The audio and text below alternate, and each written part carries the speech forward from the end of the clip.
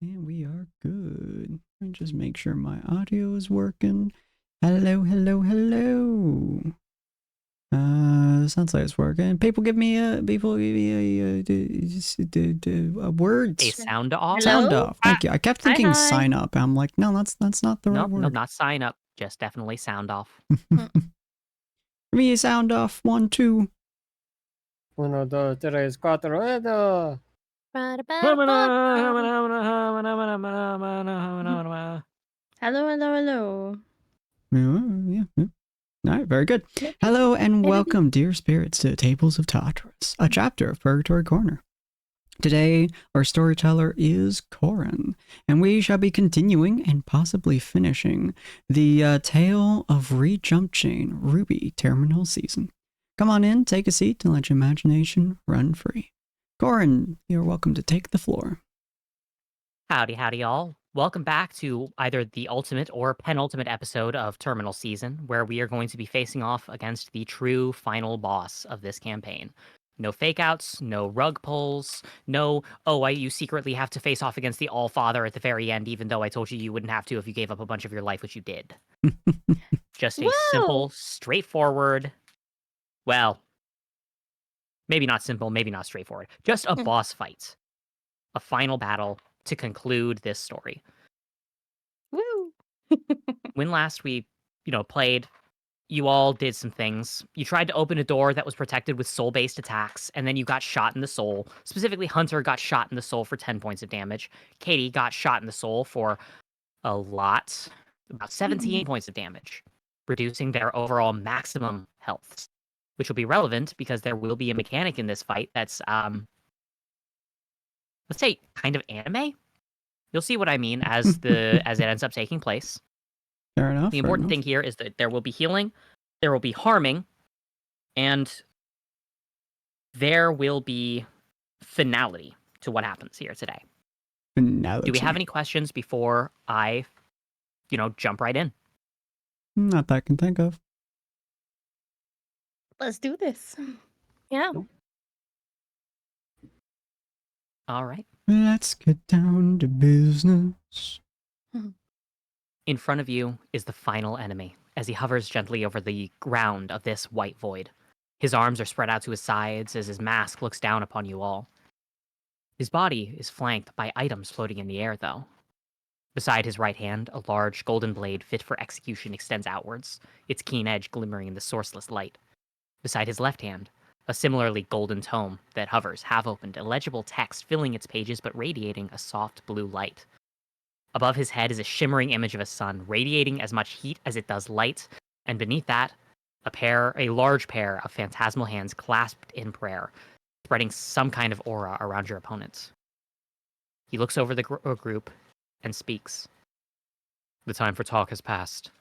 Raise your weapons, humans, and die at the hands of Michael, true son of the All-Father. And I would like everyone to roll for initiative. Okay. Give me that sweet, sick. That is not love good. It. Hey, partners. Oh, that is also not good. Three. Okay, well, You fucking Jack stole our 6s, Wally. Damn. Okay. Jackie, no. So Jack has 2. You have -1, and remind me, Hunter or Lynn, what are your actual speed ratings? 0. 0. Both of them are. Okay, I'm gonna need the two of you to roll 6s just to see who breaks yours. Bro, I'm getting deja vu. We've done this. Yeah, it keeps happening. Yeah, I win. Okay. Katie, Lynn, you get to go slightly faster than Hunter. Yay. Katie, you have a higher speed stat than them, so then you go there. Now, this boss is not built in such a way as to have initiative, per se. As you can probably tell just by looking at the turn order.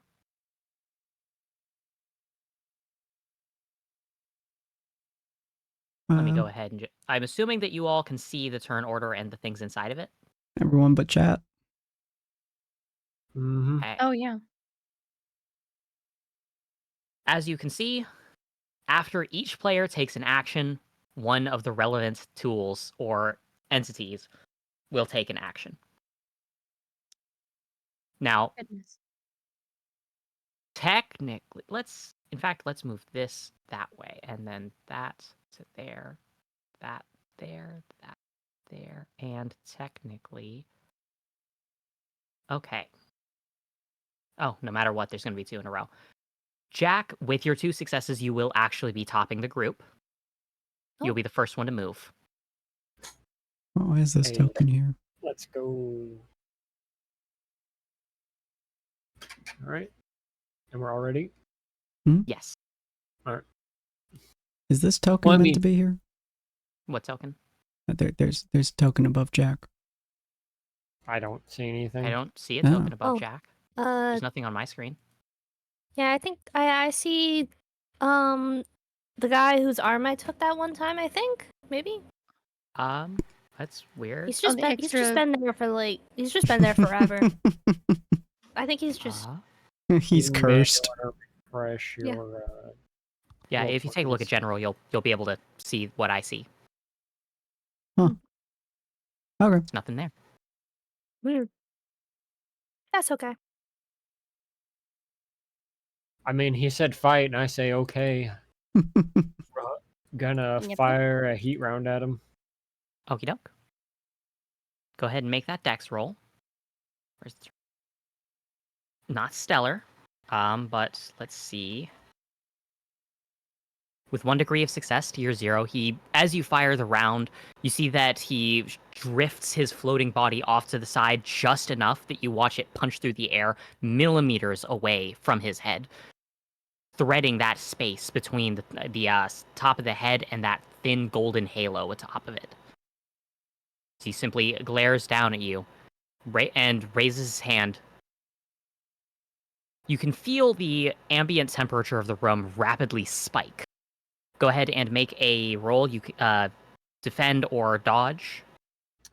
Dodge. That's speed. Yes. Speed versus his. Ooh. Oh, no. Okay. That's a critical Oh. difference off the bat.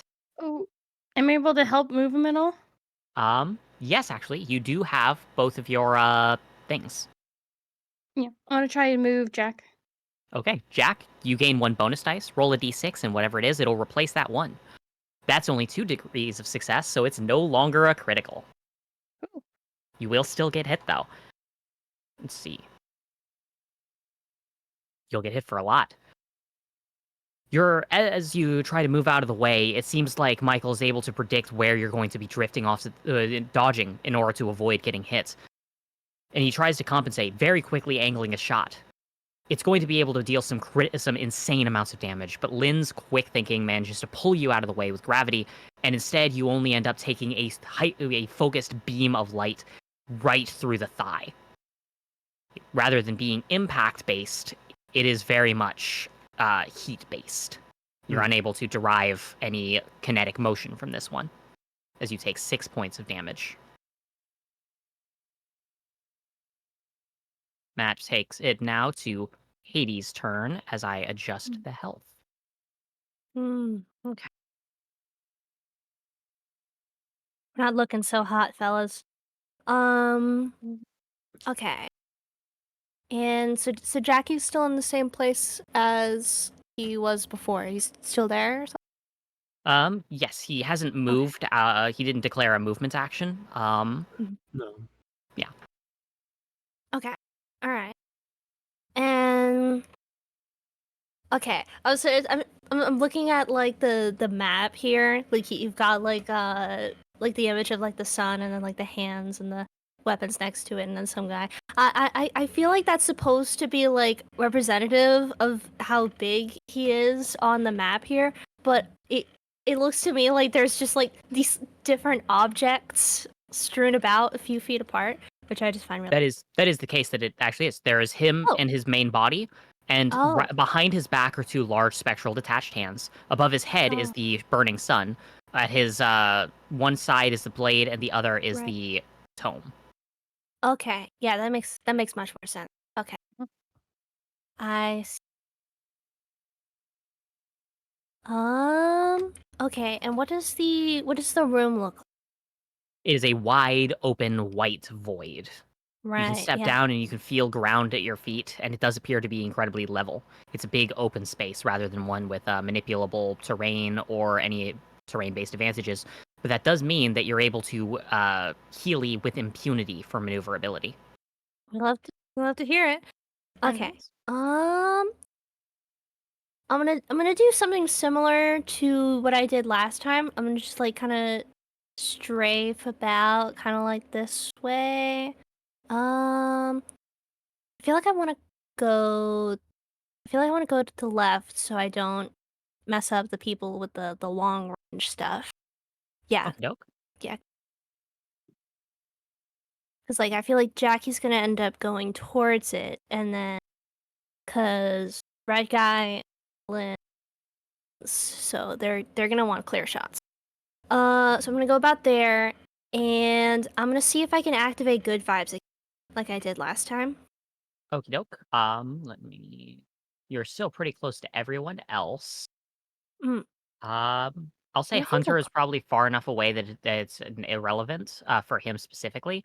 But Lynn and Jack are both within range for a good vibes effect. Can you Okay. move a little more? I don't Yeah, know. a little more. I'll get a little like closer. I don't know how big these squares like represent. Probably like 5-ish feet. Okay. I got like 9 health, guys. I'm gonna be good. I don't. Are you sure?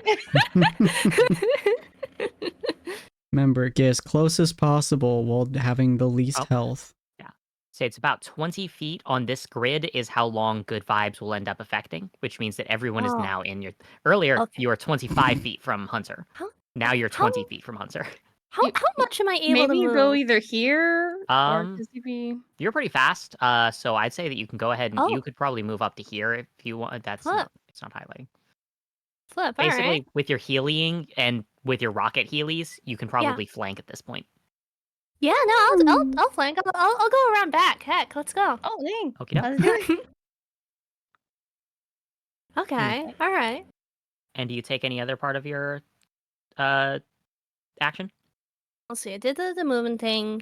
I want to activate good vibes, and if possible, I'll All right, you're I'll activating do good. Go ahead and roll your supernatural because I forgot that you were using good vibes and a movements action. yeah. Supernatural. That's 4. That's 4 ticks. Am I rolling just supernatural or abyssal cutie? In this case, just supernatural because it's more about resisting the effects of it rather than utilal. It's not good. Okay, It's not so you are affected by it at the moment. It That's helps if you fine. type the command correctly. That's a 0. So yeah, I'd say that both of you are affected. Both of you will get 1 cursed dice on all rolls until you break free. That's fine. I'll be fine. Now, the sword, as though it has a will of its own, immediately turns and surges towards you, Katie, as you enter kind of its general sphere of influence. Mhm. Do you dodge or endure? I'm gonna dodge. Okie doke. And go ahead and roll your speed. Yeah. Flat. Speed with cursed dice. Mhm. Yes. So that's gonna be 3 and. Oh. Okay. Well, Oh, dang. so cursed dice can't give you a success, just like how a blessed dice or a bonus dice cannot give you a failure. Mhm. In this case, though, like you already have a success anyway. Oh, It's that's it's so a weird. nice. It I'm sure I'm going to write down how these rules work eventually for everyone to read.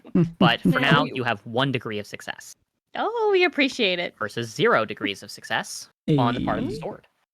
Nice. The sword surges out, and it manages to very nearly cut into your not cloak, not robe, Coat. coat, your doctor's research coat.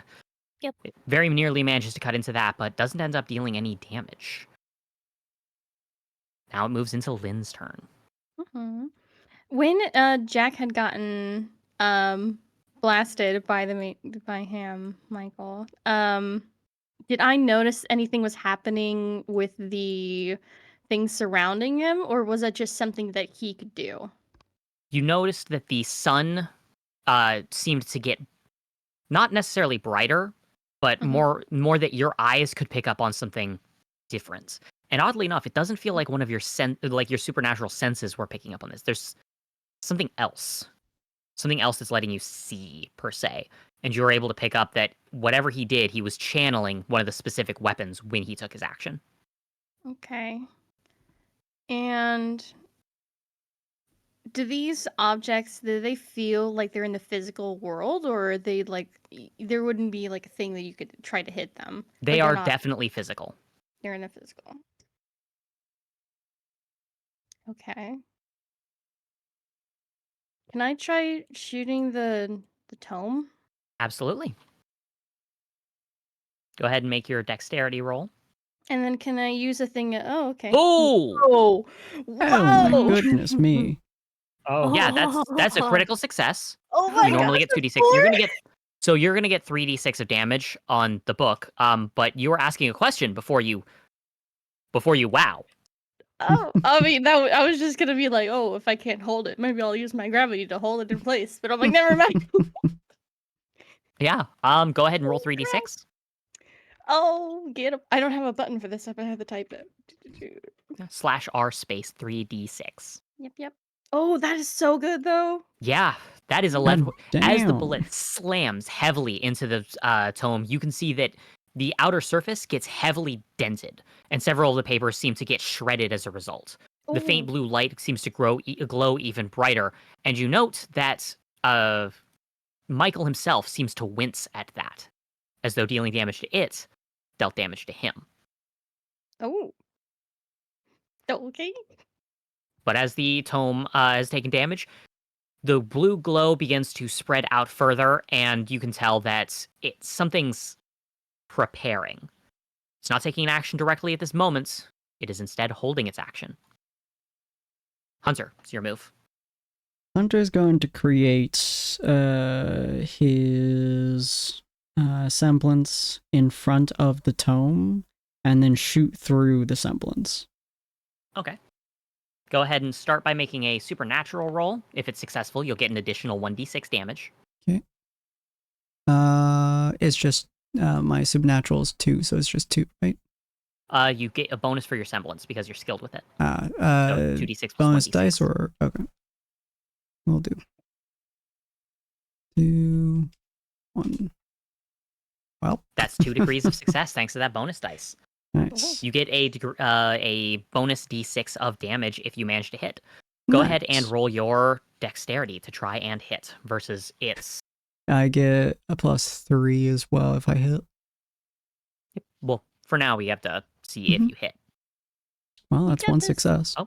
One success, and Tome is not exactly. Yeah, one success outdoes it. Oh, So go ahead and deal 2d6 plus 3 damage to the Tome. Okay, good job. 8 damage. Okay, that's a total of 8. That takes it up to 19 points of damage. As it slams in, you can see several of the papers get shredded as a result, the bullet penetrating through the hard surface of the tome. It's very obvious that he's taken some significant damage from that one. Nice. Is it like the same type of kind of damage? Or she was looking at it, was it like just what kind of pain exactly is he sharing? Well, it doesn't seem physical, that you can tell, just because there's no changes in his physiology that you're able to detect with your supernatural vision. Okay. Now the hands clasped in prayer behind him bring themselves apart for a moment before clapping sharply. And immediately, the entire area, rather than just being a pale white, is tinged with this soft, warm orange. Ooh. That will have an effect at the start of the round going forward, whereas the sun will be making a particular attack. It is focusing its beam directly at Lynn. Ooh. Lynn, you're feeling a bit uncomfortable as a powerful sun suddenly charging up an ability and aiming at you might call back to when Kamael shot you through the wing. Oh yeah. Or when I shot you through the wing. So you're going to go ahead and roll to dodge. Or you can endure. I won't take that choice away from you. I will definitely be dodging. I think she'll take that choice away herself. Yeah. 1 second. making sure I don't want anything else spiffy.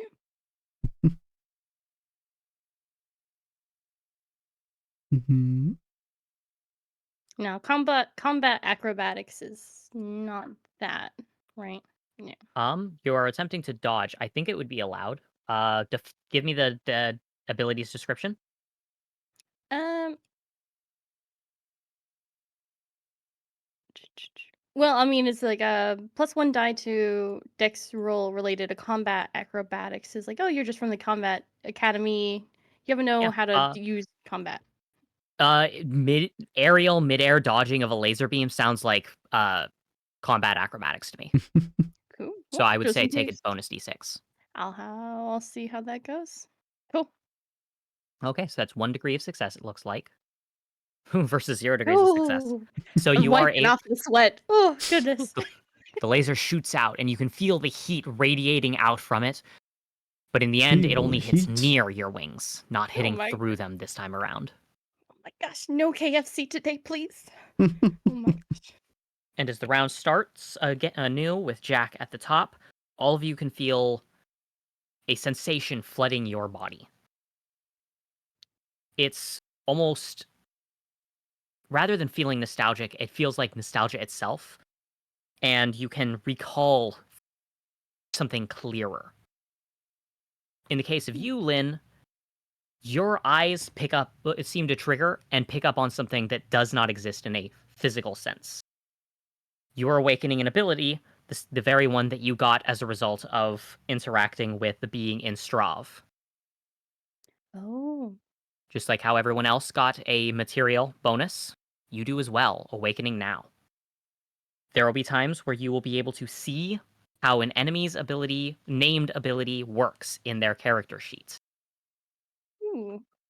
In this dope. case, you can tell this ability, the righteous shall be rewarded, by focusing on what your idea of justice is and by recalling a memory from your past as a focal point. You are able to restore your health inside of this space between spaces. Heal for 1d6 at the start of your turn if you recall an important moment of justice to you. Alternatively, you can do the opposite. Focus on injustice, particularly performed by your enemies, or just a harsh memory, and you can instead inflict damage to the opponents. This bypasses the attempt to roll. It's just a flat damage on top of whatever's going on. Everyone has access to this on their turn. Dang. And they'll know what it means? You're able to relay to everybody, if you like, talking is a free action, that everyone has the capacity to describe a memory of justice or injustice from this session or from your backstory. Or sorry, not from this campaign or from your backstory. And use that as motivation to either heal yourself or deal damage. Okay. Everyone, the thing that just clapped, it's gone into effect now.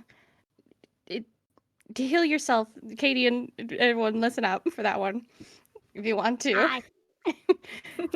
Or recall an important justice moment that I guess should be justified in a sense to yourself or to like the thing that we're judging it from. It's just sure. what you consider your own justice. Oh, consider your own justice or the injustice of the people we're fighting right now.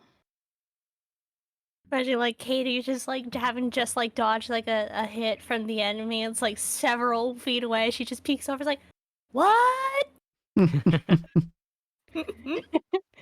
Fair enough, Katie. Fair enough. Try not to die, Katie. Jack, it is your move. Moments, The start Katie. of your turn. Important moments. Okay. All right. Well, Jack just got shot through the leg, so he's not running anytime soon. But he'll walk. As to the best of his ability. Okay. Because that's a clean hole all the way through, yeah. Yeah, and it's not even bleeding because that heat cauterized it shut. Yeesh. But that muscle's going to be hard to move. And he's going to walk up. Take one deep breath in. Take his hand out of his metal gauntlet and crush the end of his other hand, sharpening it to a point.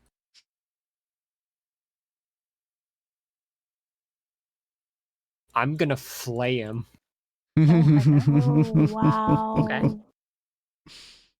You can certainly try. Melee attack uses strength. Oh, come on. So that's a degree of success, and his Ooh. attempt to dodge a 0 degrees. So, Man, or the negative dice 1. have been So very that is, strange today. go ahead and, let's see, I believe the flaying, you're stripping chunks of flesh off with a sharpened point on your weapon. Yep. Okay, go ahead Sheesh. and deal 1d6 of damage. In this case, you're fighting with the fact that this is not skin of a human per se, but the tough marbled surface of a gospel. But who Ooh, knows? You might get a good chunk out depending on what you roll. a scary 3 sentence points. right there. Yeah. And the word "this is a form of justice" leaves Okay. Jack's mouth. All right. By focusing on that injustice, you also get to deal an additional 1d6 of additional damage. So instead of 3, you deal 4 points of damage. That's good. It's still good. As you carve open the chunk of his leg as he attempts to pull away, but ultimately does not do it quick enough, you can tell that as a psychic energy seems to surge through him, and more of these scratched out, carved marks appear across his legs from areas that you did not strike. They're thinner, smaller than where you landed, but it's clear that the intent carried through. But here, so does the intent carry through. As Michael will raise his hands up, Lynn, you're able to tell that he's no longer channeling the sun, and instead channeling the blade. He points his hand at Jack. Let's see. So, Jack, firstly, dodge or endure. He's sending the blade at me, yeah. Well, Lynn probably tells you that he's channeling the blade, and he's Yeah. pointing his hand to you. Jack, watch out for the blade. Can I parry? That's a good question. Go ahead, and I'm going to say that's a melee, basically conflicting melee attacks. So make a melee roll. Okay, 1 degree of success versus the sword. Oof. 2 degrees of success. Am I able to help pull the sword to an odd direction? It is the top of the round, so you did Okay. restock. So yes, you do have the ability to do that. Jack can roll 1d6 bonus dice, and it will replace that 1. Okay. I mean, it took both of away you the thing. Both but... of you have a base of 4, meaning that you tie there. Both of you have 2 successes. That means it'll be determined by who rolled a overall higher total. Which Yours is a new Shame. total of 16. His is 19. Such a shame. As you both land the attack, you slam your attacks into each other, but since they're also both conflicting melee attacks, you both get to deal damage. Oh. Jack, you're going to roll 1d6 of damage as the blade. I assume that you're hitting it with your now crunched and sharpened blade arm. Yep. Cool. It would not end well for you if you punched with the fleshy. That's pretty good. 4 points of damage. And as the blade surges forwards, it ends up inflicting 5 points of damage to you. Yeesh. The first 4 ends up being as it carves into your arm. Rather than impacting directly, it seems to glance slightly, the edge of the blade causing it to go along your arm, but ultimately going towards your shoulder as well. A part of the skin gets torn open as it surges past you, moving into the area behind you, as you can also feel an additional pain.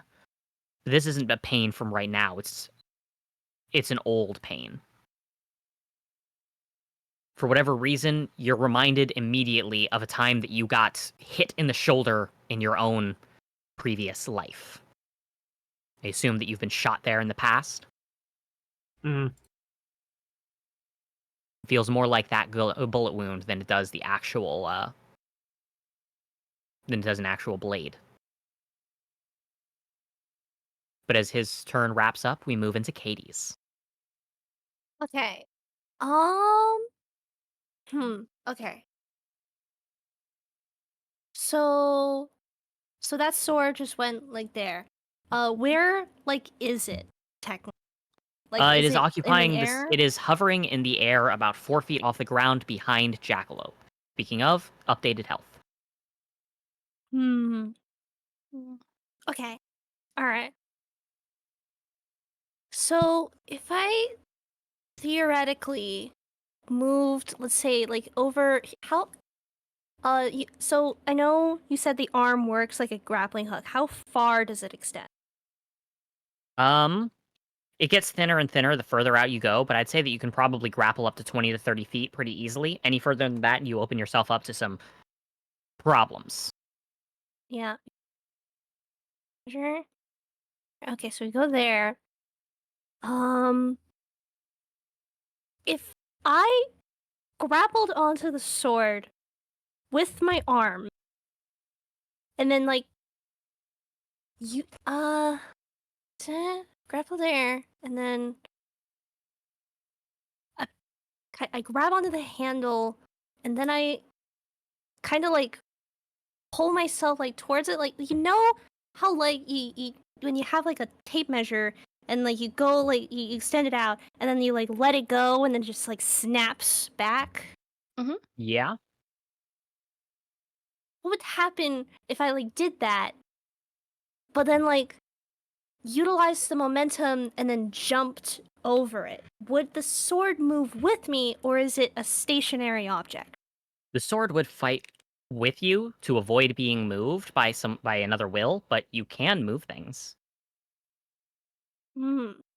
So, like, if I'm understanding, you're basically rubber banding it back towards yourself, or is that right? I think so. If either I pull it towards myself, which I think would like because I would want to pull it like back towards me. I don't want to accidentally stab myself. Would that be strength or dexterity? I'm sorry. Repeat the question real quick. Either I'm thinking of pulling it towards me or having myself pull towards it, and then kind of like jumping through it so it like kind of pulls like with me. Or I can pull it towards myself and then Yeah, have it go in the other direction. Sounds like a strength roll. Man, I hate doing strength rolls. Also, just to post that there, just so that everyone, because if I don't post it in chat, someone's gonna forget, and that someone's gonna be me. Fair.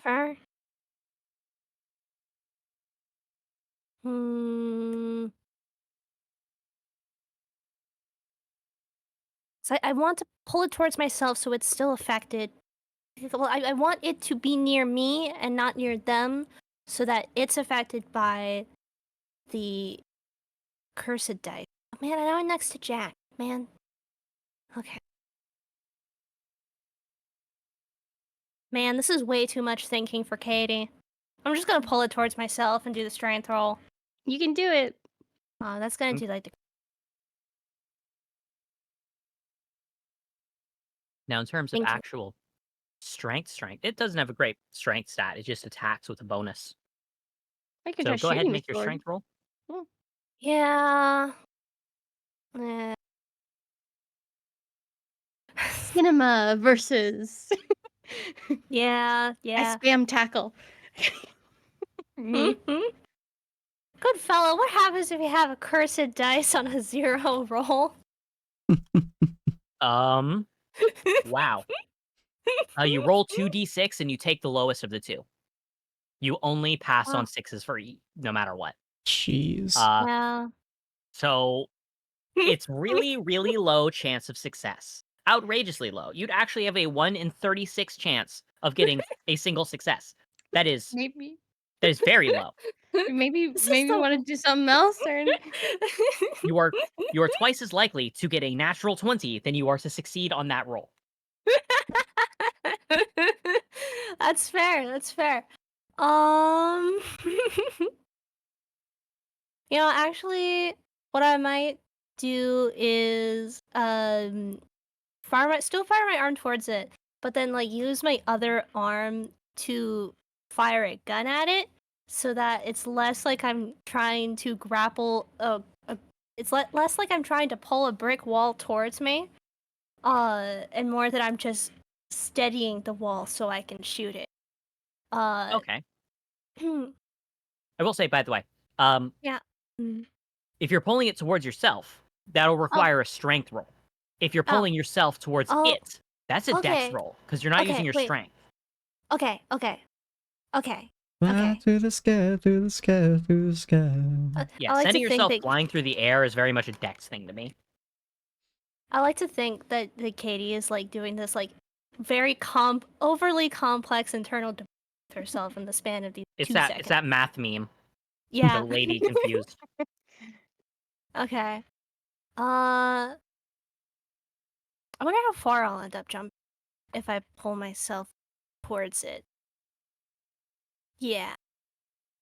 Yeah, okay. Yeah, so Katie is going to grapple her arm like towards it, Looney Tune style, kind of like in Space Jam. And she is going to rocket Healy forwards as she has her hands on him. And then she's going to kind of like jump, like some sort of pole vaulting type thing. While she still has like her hand towards it in the efforts that maybe it'll end up going with her. And while she's doing this, she is going to think about she's going to think about when Fluffy died. She's gonna think about the injustice that was in that moment. When, she was under the influence of the red smoke and she ended up throwing Fluffy towards the thing, and then the buzzsaws came and they killed Fluffy, and that was very sad. Okay. Mhm. So, go ahead and make a dex roll for how well you're like reaching out and doing all these acrobatics things. Yeah, with cursed dice? Yes, because you're currently still under the effect of the thing. Yeah. And since you're using both your movements action and some kind of attack action, you won't be able to break the thing this turn. Yeah. What's this? Oh, that's pretty bad. Oh That's pretty no, bad. yeah, that's 2 Yeah, degrees that's of pretty bad. failure. What is It'll she? Is attempt she to trying to roll. move herself? Can I help her, or is this internal? Well, you could probably help her navigate through the air. What it would do is it would cancel out that cursed dice, so it would mean only 1 degree of failure. That's 1 degree is better than 2 degrees. That's math. something.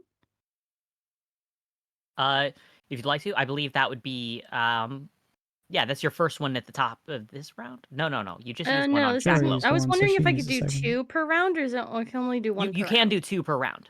Okay. You can So that do would up to be 2. the- It's just I'm trying to remember how many you've done this round. Just one. This is the second one if I was to do it. Okay. Because I did Jack already. Okay. Would you like to? Is there any repercussions of her getting negatives? Is it going to be able to hit her back? Then I would do it. If there's a critical difference, it gets a free attack. Ah, okay. Then I'll help her get off the 1. Okay. Oh. It's a critical difference anyway. That's that 1 in 36, I guess. Well, Still better than what I was thinking of doing earlier. Yeah. Yeah. Katie, as you surge your arm out in order to latch onto the ground and Looney Tunes pull yourself along like you're some sort of rubber hose animation, Just you like reach out towards the blade, but unfortunately the blade very quickly manages to surge outwards, swinging in a sharp arc. Your ability to pull yourself is very much compromised as it cleaves through the arm itself, and you can feel the psychic pain get carried through the liquid that makes it up.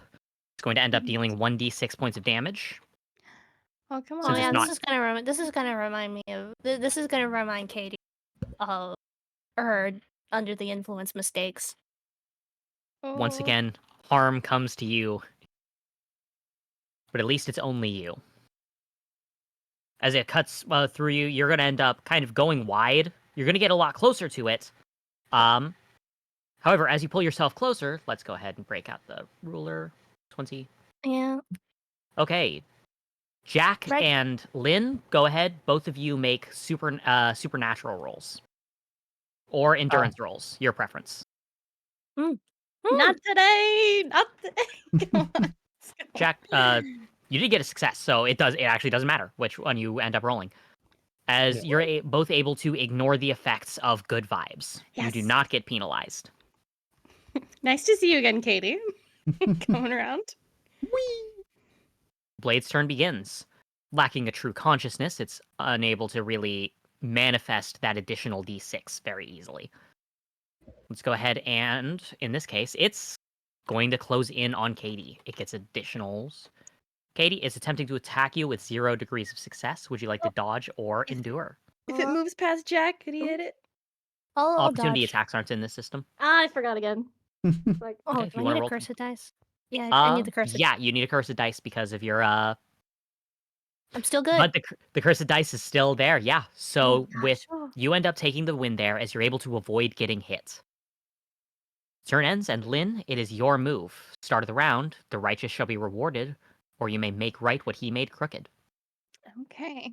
If you think about if we are like our characters thinking about these options, can we still do our other actions with that too? Yes, this is just a free bonus. You can either heal yourself or harm the opponent. She thinks about the and the injustice. Her mind goes back to when she first saw the egg landed there outside of the ruins. And her vision snaps to the future when she sees people getting pulled in, screaming, unwilling, clawing, trying to stop, but getting pulled into the egg and just completely obliterated. I think I remember that being pretty visceral. Yeah. And just thinking about how that is something that they had said that they needed to happen, but the injustice of the people and the families who are left wondering where their loved ones went and who can they blame for the sorrow, what is left of that. And Okay. that's what she thinks about. Go ahead and roll the 1d6 of free damage on top of whatever you do this turn. I'm going to finish shooting. I'm going to try shooting the tome to try and see if maybe that kills it, or maybe if I need to do something else. Oh, heck yeah.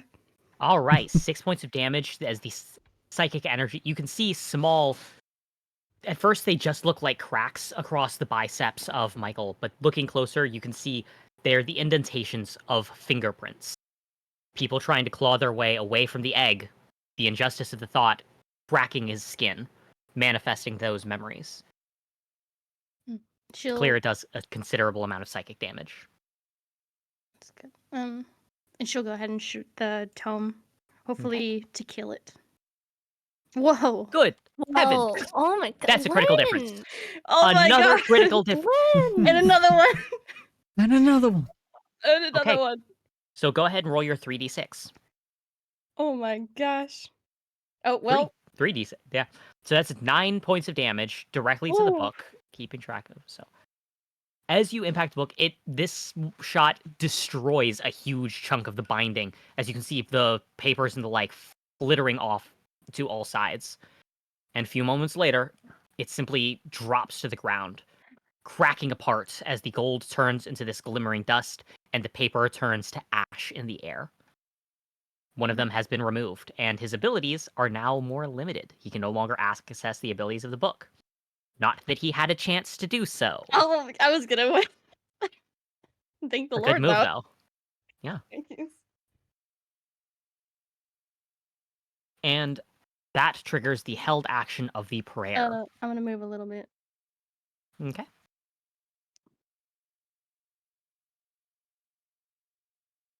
Okay, 1 degree of success. I'm gonna roll 1d4 to determine it. 1. The leftmost one is Katie. Okay. Oh. So, Katie, as the shot slams through the book and ends up destroying it, you feel this weird agony sear through your own chest. What? There we go. There's the dice. As you can feel pain surge through you as well, as the hands clasp together and glow even brighter. It isn't an exact mirror of the damage dealt, obviously, but seems like it was waiting for an opportunity to deal damage to someone when one of its own was hit. Oh. How?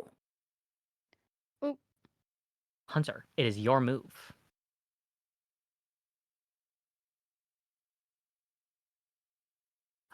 Hunter, it is your Hunter. move. Well, sorry. I heard Katie for some reason in my head, and I went, wait a minute, why? Hunter and Katie Not are not the quiet. same word. Yep. But yeah, so Hunter seeing that happen, is the sword attacking Jack still, or is that a different thing attacking Jack? I believe that the sword actually went and attacked. Did it attack Katie? It attacked Katie, yeah. Yeah, so it's actually here. So it's attacking Katie at the moment. Okay, cool. In that case, considering Katie is so low health, he is going to form another shield over the sword and then shoot through that again. Okie doke. Go ahead and make your supernatural roll. On a success, you gain a bonus d6 of damage. Do. All right. That is not a success. Ooh. 4 and Alright. 4 is 0. So go ahead and make your regular attack. Will do. Wow. Okay, that's not great. -1 to 1. Ultimately, your shot goes wide. Dang. As you manifest the shards, you end up managing to impact against them, but the light is too brittle. And as it breaks apart, it's more like a harmless shower of sparks across the two of them. The bullet itself going wide and not being able to hit the thin body, well, thinner than a human body of the large blade. He's going to Additionally- curse, and then he's also going to be thinking about the clown, actually. That's the Oh. thing that's going to be, yeah, the clown we just fought. Oh. Oswald. Yeah, Oswald. He's Oswald. going to think about Oswald and just how, like, crazy Oswald was, even by, like, these standards of the apostles and stuff like that. He's going to think about that as injustice. Okay, I'll accept it. Go ahead and roll 1d6 of psychic damage. Cool. Well, Well, 2 points of damage is still more than That's 0. something. yeah, it's still more than 0. You can see small, not quite spider webs here, but almost like, as you look closer, print, text that seems to scrawl across his exposed bicep and sink in a soft hissing sound as though the words written there are burning into his skin. Aw. The hands once again clap and come together, holding its action before the sun immediately takes aim at Lynn once again, as it was able to take out one of the allies and is clearly a very high priority threat. Don't do it. You don't do it. Go ahead and roll. Okay. Dodge or endure, your choice. Or dodging. So it's 2 degrees of success. Very good. Versus 3 degrees. Oh, can I use my thing to move myself? Nope, because it's not the start of the round. Jackalope is Uh, the start of the round, and you used both of yours already. She has her center one, though, And right? my body one? You're able to utilize 2 things in order to do funky shenanigans. You're basically able to get 2 free reaction things. Ah. Okay. It's not just that you have gravity wells, it's that due to your abilities, you get 2 free reactions that other people don't because of Yep, the okay. things that you chose. That's fair. Mm. That's fair. Hit me, brother. Hold on. Okay. Can What, I Logan? do a thing? Fancy. Can Oh, I I take don't- the hit for her? Oh, Ooh. are you sure? You are. Go ahead and make a speed roll, and if you have a degree of success, you have a degree of success. Oh, No. Just diving Can through I the use a air. justice dice? Well, your turn is up next anyway, so the answer to that is yes. Smiles. Oh. Okay. As Jack sees... Let me give you the explanation.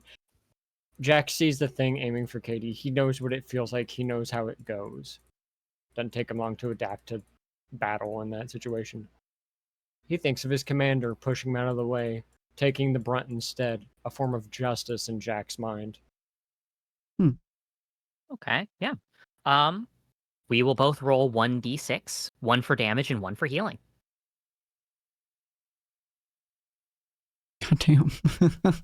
Whoa. Yep. You actually, so as you jump into the way, throwing yourself bodily to protect Lynn, and as you do, the laser punches clean through your good shoulder. Goodness. But as the memories of your commander surge through you as well, Instead of just feeling punched clean through, by the time that you land right back onto your feet, the memories of that act of justice, of that protection, of that guardianship and kindness reinvigorates you, and you can feel the hole in your arm actually sealing up behind it as your entire body feels more invigorated. Whoa. You now have 3 Nice. more health than you did earlier. Whoa. Your turn proper begins now. Oh, thank you, Jack. I call from way over here. Just the very fast nod. He's gonna go to flay again. Okay, go ahead and make a melee attack roll. Oh, 1 degree of success. No, sorry, 0 degrees. That's the next. So, versus 1 degree.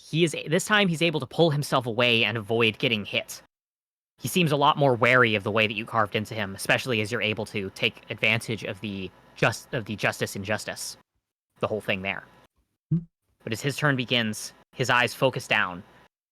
He seems to evaluate the situation and turns to face the weakest member of your party, Katie. Oh no. Oh, He brings his own hands together and claps sharply before rearing his fist back in order to swing it hard. Jack and Katie swap places immediately. oh, Katie, Oh. Let's see. His movement action is going to be spent on this. 0, so it's still affected. Okay. So you're going to roll to dodge. He's going to roll to hit. okay. Or unless you want to roll to endure. Always an option when I say dodge.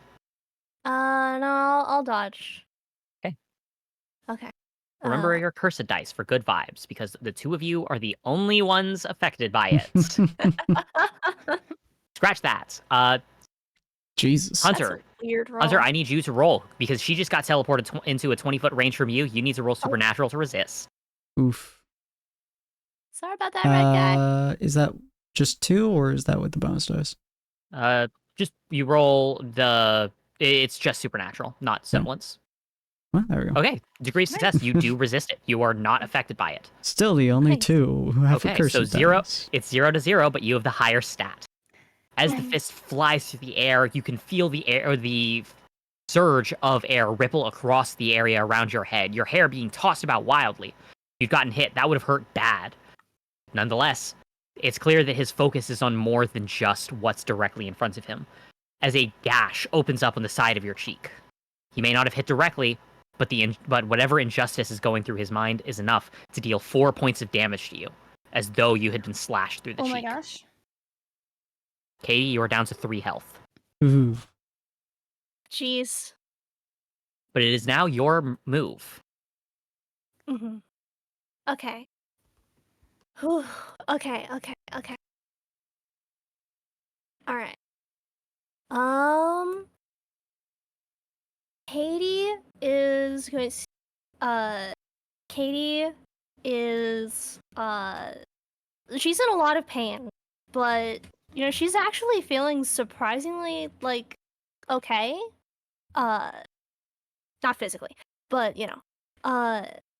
she is gonna kind of smile as she kind of raises her grim hands to her cheek and says, "Huh, grim versus gospel, huh? From what I hear, that's a pretty long tale. All right, let's get this going, huh?" She's gonna, Rat raise versus exterminator. Jesus. up. Scary. Okay. Oh, that's one way to find it. Did you want to heal yourself, by the way, by thinking of good justice? She's gonna kind of raise up her it's in your left tab with the buckshot gun.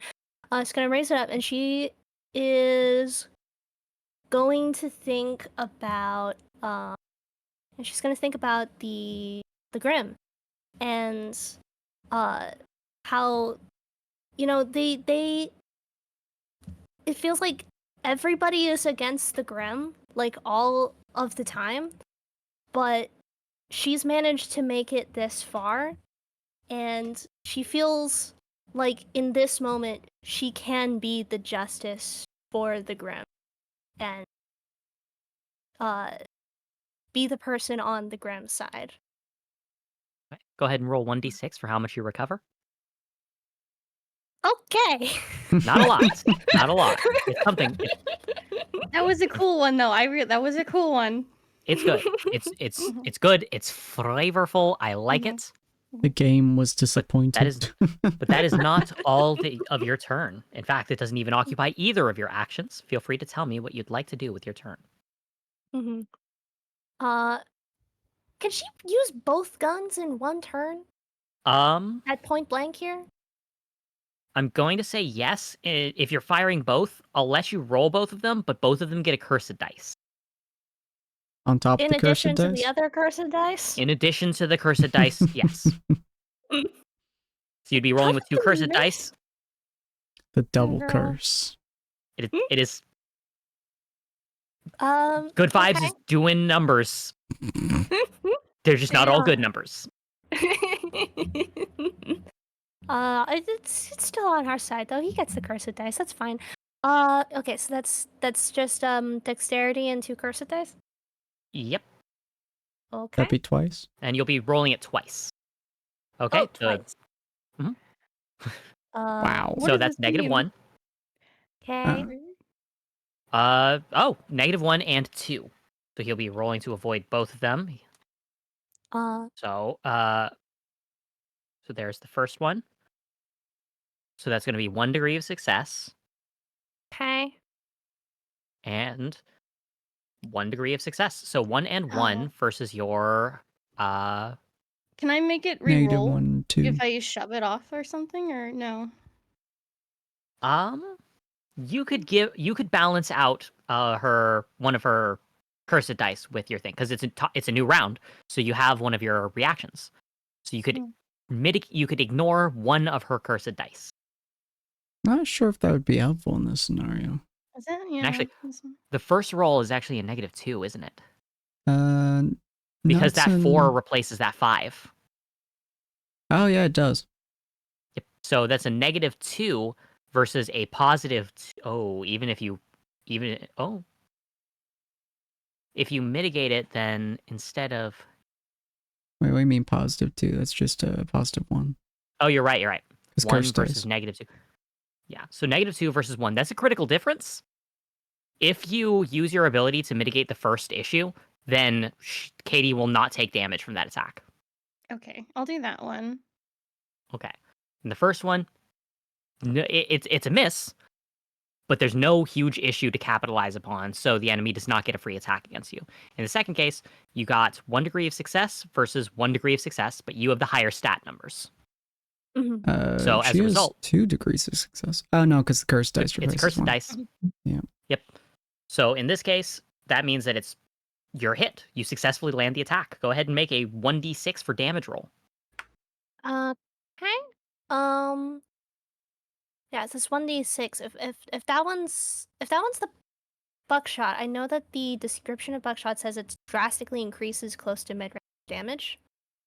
Okay, well, if it's a 1, it's the buckshot. It was not, so it's just a regular shot out of the Fair 2 enough. weapons. Fair enough. Okay. But 5 Okay. points of damage is nothing to scoff at. Jesus. Nice. Is that your fully automatic one? No, this would be, since it's not the buckshot one, this would be Captain Cupcakes, meaning this is the dust gun. Do I recall, like, what the if there's, there's dust that's more effective on Gospel than others? Unfortunately, unlike Grim, there isn't a specific one that's more effective than the others. But, let's see. Let's just say that the dust round gives an additional points of damage, just because, like, if you're getting hit with freezing things, you're getting freezing damage. If you're lit on fire, you're on fire, and things like that. So that means a total of 6 damage, I'd say, is a good thing there. Means, okay. Dealing a good amount of damage, but it's now the sword's move. And once again, it moves to capitalize on the weakest targets. Katie, you can hear the blades as it cuts through the air, aiming towards your back. Oh my gosh. If you'd like to roll to dodge, you can, but remember your cursed dice. Well, I mean, dodging is still better than not dodging. because I still have 4 ticks and Mm. regardless. So And yeah. I'll help you too if you can't make it. Mm-hmm. Okay. That 2 removes a 5, so that's a 0 Flat versus a 1. versus Okay, 1. I'm helping her move. Okay, then those balance out, which means that, unfortunately, you have the same stats, you rolled the same number of successes, and you rolled the exact same number. We both have to roll 1d6, and whoever wins this clash is the winner of this roll. Jesus Christ. We've been tying a lot. Oh, The one. Hey, I technically have a reaction, yeah. Oh my god.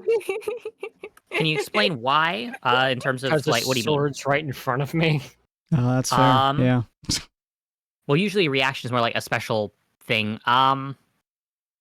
Based on how I treated it in the first, like the from episode 20 to episode 40, I'll say go ahead and roll speed, and if you get a success, I'll allow it. Oh, Well, it was worth the effort. It was worth the effort. I tried, Katie. I'm sorry. Look, just so I do have I should be dead by now. Yeah. These dice are just Speaking rude of, today, I should be dead by swear. now. You're back down to 3 health. Jesus. Lynn, it is your move. We're just seeing Katie just get beat to hell. She is.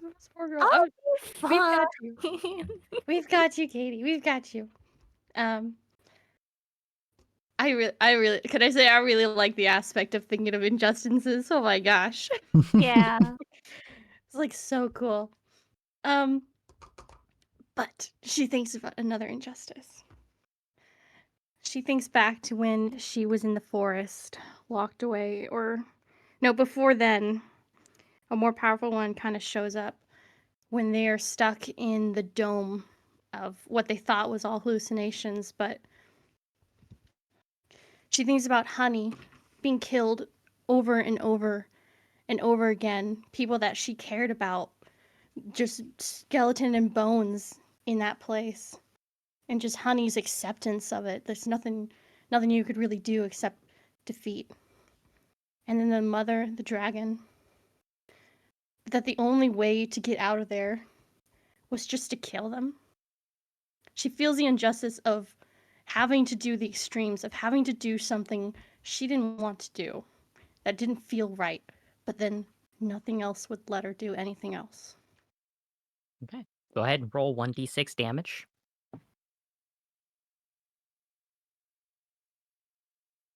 More psychic damage cascades through the target as he seems to. His previous tall, back straight posture is giving way to more of a slump as he can feel the pain weighing down on his soul. And I will shoot the sword. Okay. Go ahead and make your dex roll. It'll attempt to avoid it, but it's not super great at that. With a 2 difference, go ahead and make your 2d6 roll for your attack. Let's get him. Ching ching. Okay. As you fire into it and deal considerable damage, it not only does it impact right into center mass, the fact that it's a hovering blade means that as you do, it shoots and bounces across away from the remainder of the fight, putting some distance in between you and it. Oh, just there, Lene thinking about the injustices. You can just imagine that her face is just full of, just like, forced. I'm being forced. I'm sorrowful for the people, but I'm still here. Goodness. We move now to the top of Hunter's turn. Okay. The book is dead, right? Or is that The book is dead. okay? Just making Real sure. hack and dad. So there's a giant ass sun, the sword, and then what's The this? sun is the size of a volleyball. Okay. As and it what's is the in last canon, thing? you know. There's the sword, there's the Realistic. clasped hands of prayer, and the sun. Hands of prayer sound weird. He's going to aim at the sun. Do his usual, but this time he's gonna switch to gravity rounds to try to see if he can knock the sun away from where it is. And I will say you have to roll a sense. Interesting. Okay. There's a good reason for it that's going to make a lot of sense when I can say guarantee it out you, loud. yeah, he's not failing. So you're going to get a curse of dice because you're trying to aim your gun by staring directly at the sun.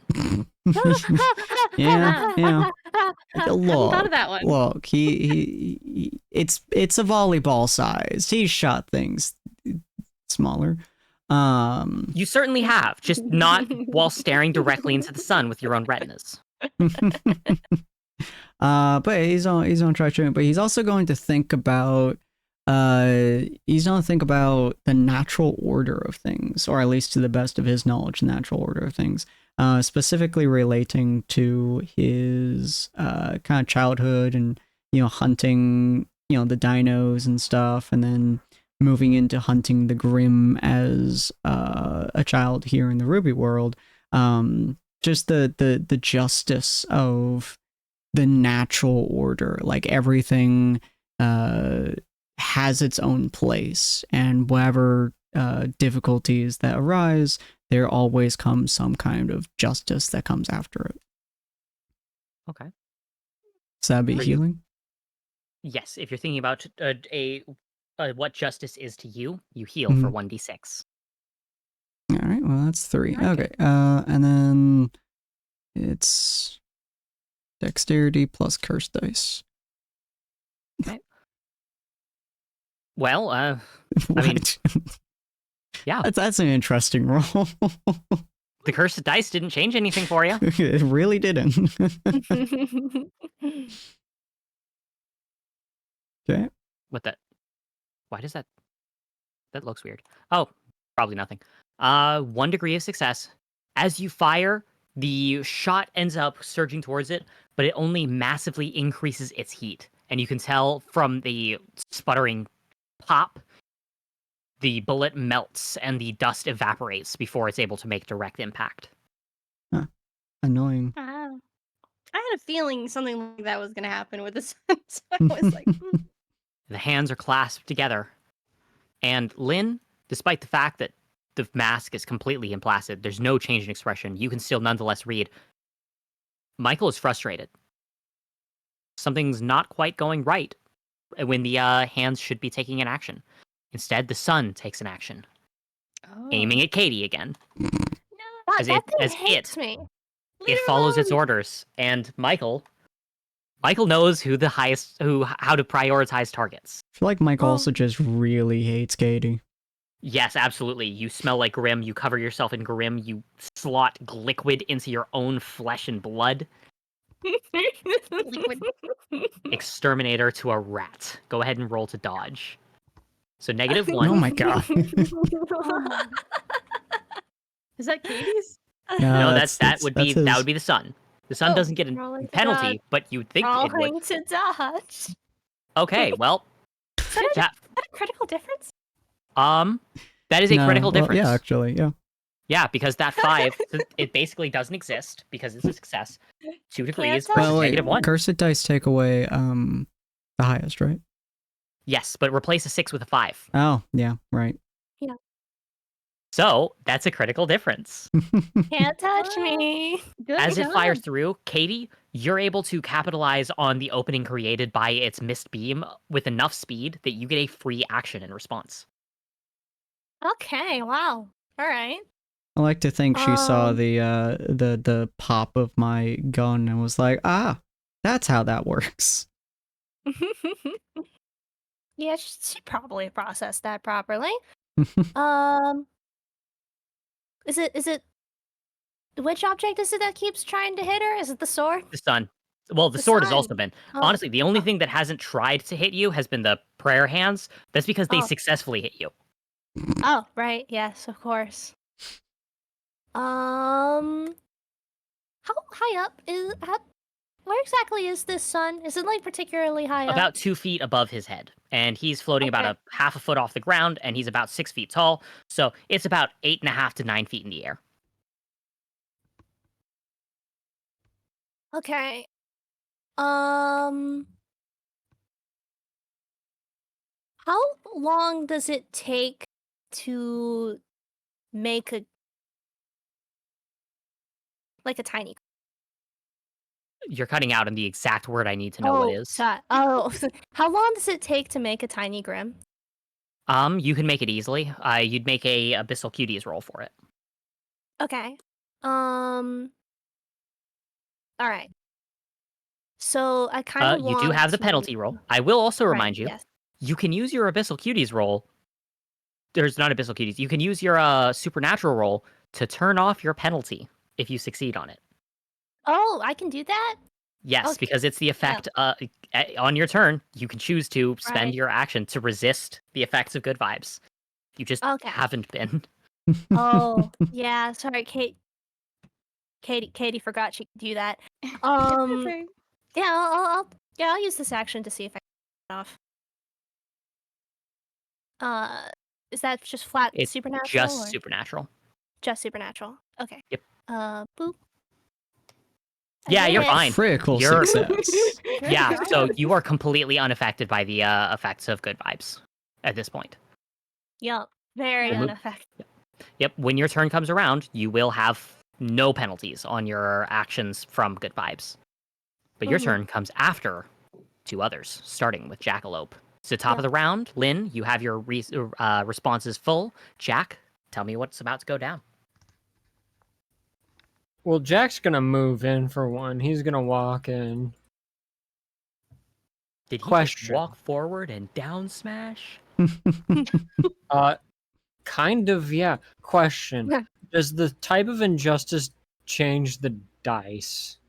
It does not. It's just Good to as know. long as it's something that is truly important in your heart, you're able to manifest that as damage or healing. Understand. So first off, Jack walked into this jump uncertain that any of this was real, and the moment he learned it was real, he realized he could fix his world, meaning for him, jumping itself is a form of justice because it gives him the opportunity to fix things. Oh. Oh. And he's walking forward with that resolution right now. He's not dying here today. Heck yeah. Okay. Then I do believe that sounds to me like you're healing for 1d6. Correct. All right, you're back up to 15. Good job. And Jack's gonna walk up thinking of both him jumping up, but also what he saw, what he's wanting to change. The dead eyes, the lack of hope, the children sent to war like he was. And he's just gonna slam his fist down into this thing's shoulder as the weight of what he understands now, trying to convey it in some physical, harmful way to his enemy. We're going to lead with that melee roll. Come on. Oh. The dice. The dice do not care for theme or scale, it seems.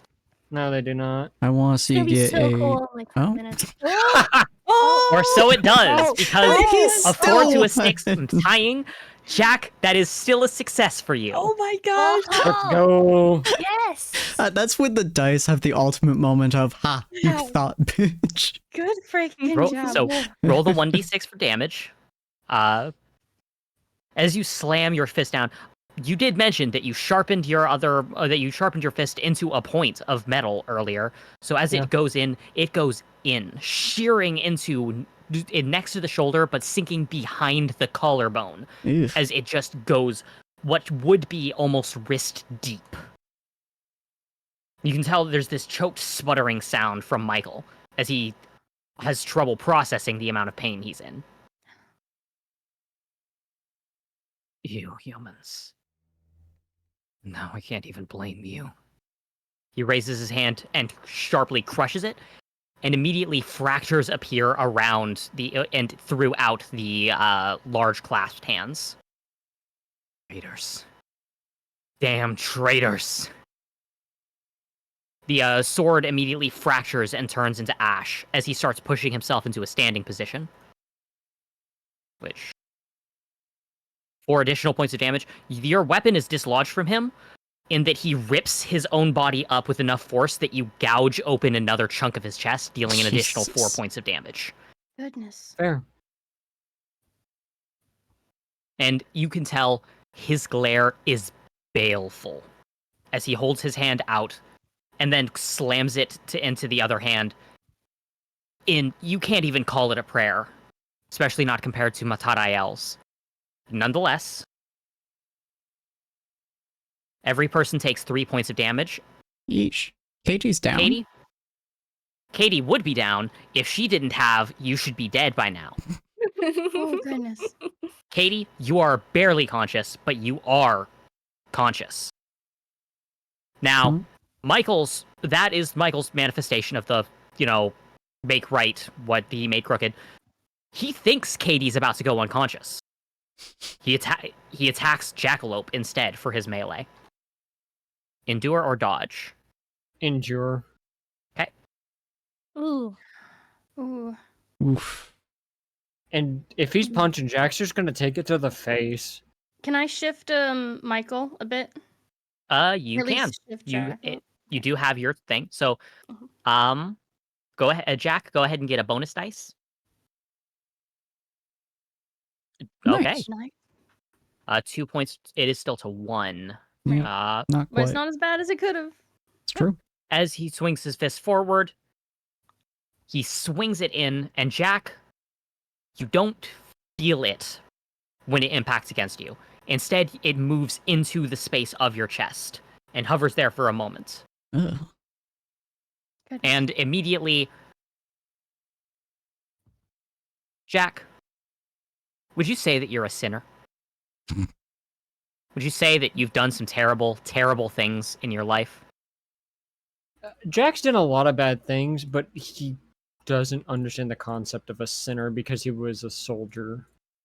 He knows the horrible things. He doesn't consider himself human. Keep that in mind, so take that as you will. Okay. Interesting. Do you have any regrets? Do you blame yourself for any of it? Oh, yeah. Oh no. That's not good. No. Oh, no. I would like to know, on a scale of 1 to 10, how heavy are the burdens that Jack places upon his own back? Ah. How much weight does he carry?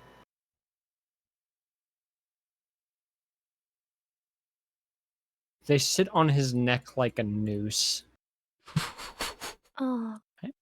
and he wears it as a tattoo on his neck. I'm hearing that's a lot. The man walks with a purpose, and he's crazy for a reason. It's a 10. Oh no. It's a 10. Oh. Okay. That's not good. That's very not good, in fact. Because this attack is... Lynn, your eyes are able to pick up on what this attack is meant to be, thanks to the new buff that you got. The more that one considers oneself responsible for the pain of others, especially friends, comrades in arms, or those that once walked beside you that no longer do, it forces you to carry a pain equal to the weight that you carry in regards to that. Whew. You said a 10. So I'm taking that number, having that, and take 15 points of damage. That's the exact amount of health you have. And he Yeah, also because- has "I Should Be Dead by Now," I believe. Yeah. Do you seriously have that ability too? Yeah. You're not Oh, even God. down! As it shakes through your entire body, despite everything, despite the weight, despite everything holding you down, you don't fall. You're still standing. Can I grab his arm? Yes, I'm going to... Because of the perfect 15, because you accepted 5d6 damage for their responsibilities, because Jack holds himself responsible for all this, take a free action. You guys see Jack grab onto his arm. His eyes go wild for a second. As you see Jack scream the words, "No one wants to kill!" As he's gonna slam his head as hard as he can, cracking his own skull open in this moment. Oh my god. Oh. Like actively throwing his entire existence I don't I think the would- guy No. can escape. I would like like to roll. this. Some murder. Please roll 1d6 for the physical damage and 5d6 for the psychic damage. As Jack's just gonna hold himself Jesus. up barely, as just this flood of just hate spews from Jack. No one wants to kill. No one wants to be a soldier. Of course your brothers ran. So don't you tell me what the weight of the world is when you've never carried it. Oh my Hit god. me again. I won't die. I can't. Michael stumbles back. Jesus. The impact has completely shattered the mask across his face, chunks of it falling down. And you can see behind it is it's almost like a human's face, staring blankly forward. As you'll recall, the mask of a gospel is, at its core, who they are as a person. As it tumbles down, chunk by chunk, you can see that the sun sputters and burns out, falling apart. Michael takes several steps back, holds his hand to his face, and the area around you seems to shimmer. The damage that you dealt in physical is minuscule compared to the psychic damage. He remembers the apostasy, and he does not have a mask to wear. He does not have a persona to don, no great leader to call himself in order to be able to survive the weight of the soldiers beneath him. He is not the general under the Allfather at this moment. He's just Michael. And he can't take it. Jack's gonna stumble himself forward, probably bleeding profusely. Don't you dare call them traitors. Don't you dare shove my mistakes in my face when you won't even face your own. I led to their deaths. I skinned a boy alive for what he did to them. I killed, I murdered, I don't want to kill anymore, and yet I will. So don't you dare throw that back in my face. When I step every day knowing I don't even know the number I killed. When I know I'm a mistake. When I don't even know what it means to live. Don't you dare throw that back at me. When you wore that mask. As Jack's just gonna collapse. Hunters don't Forward. dash at you and pretty much catch you as you fall. Michael stares blankly across the lot of you. Katie, barely conscious, holding on for dear life. Jack, similarly, but focusing especially on Hunter as he catches Jack. And he pauses, and he says it so softly that it's almost impossible to hear. But with three of you so close, and with one of you with supernatural hearing, you're able to pick up just enough.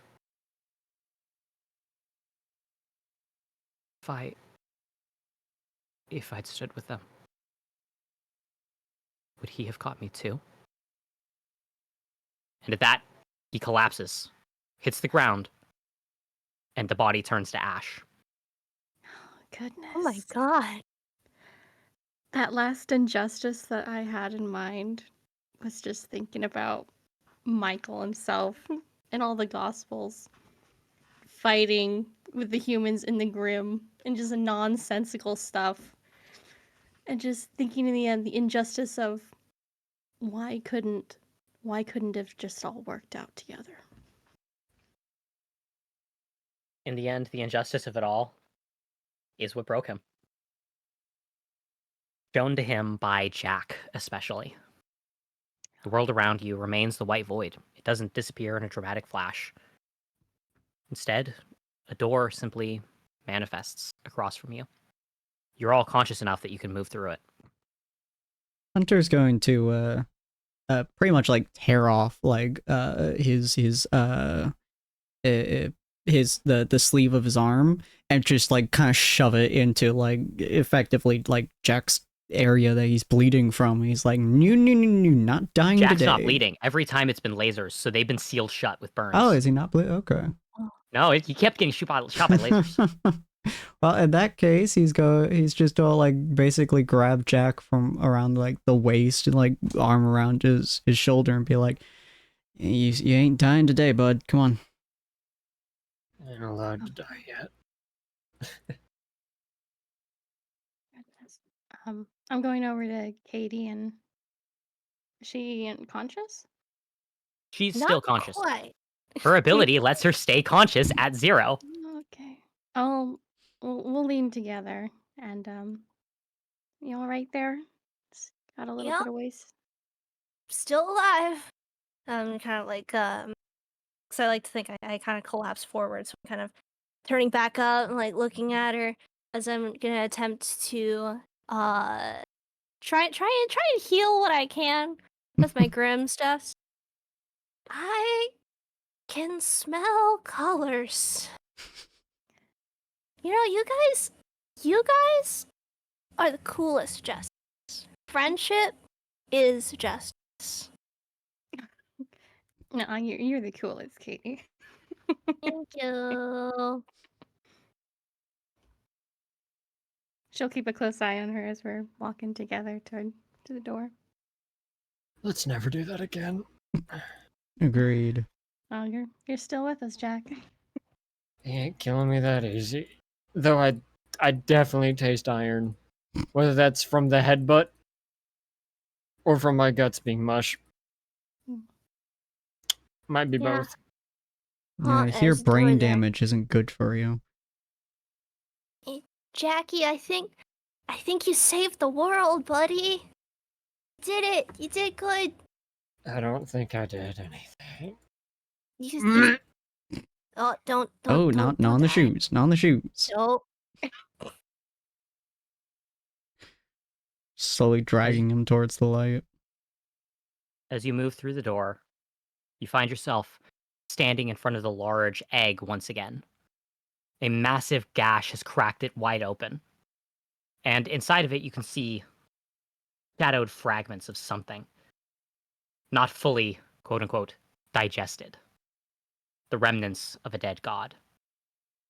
And there, sitting at the edge of it, just leaning softly against the fractured remains of the egg, is another gospel that you have not seen, who clearly looks on the brink of death. Oh? Hello? Hello? Michael's gone, isn't he? Yeah. Yes. Called me a rat. Well,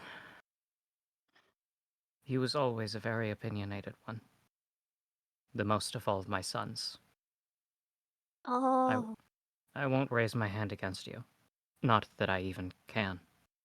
Come, sit with me. Hunter's just don't kind of go next to him, just kind of like shift and almost like half drop Jack onto the step. Ah, the ground is cold. The ground is nice. There's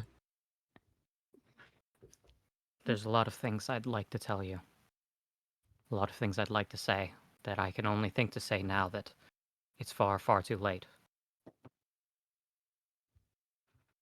But I suppose I should start with this. When Michael threw himself into the egg and brought everyone into the light, so too went all of his memories. You wanted to know what the letter said, didn't you? Kinda. Mm-hmm. It's addressed to someone known as the Black Silence. It's an apology. And a farewell. An explanation that where the writer was going, they could not take anyone, least of all those weighed down by grief and regret.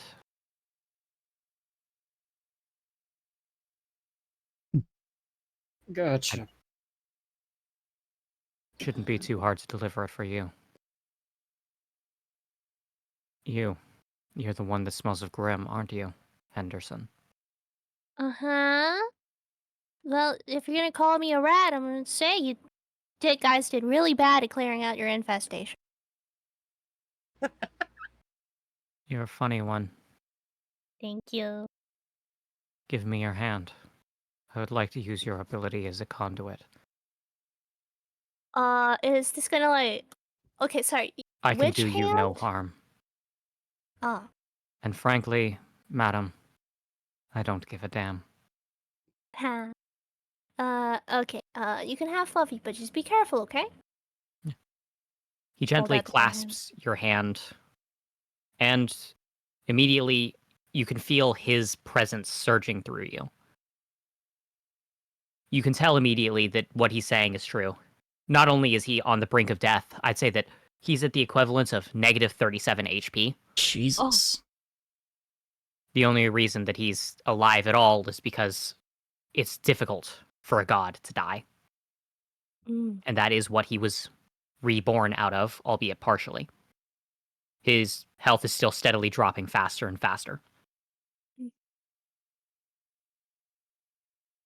You likely have a lot of questions, but I only really have one answer.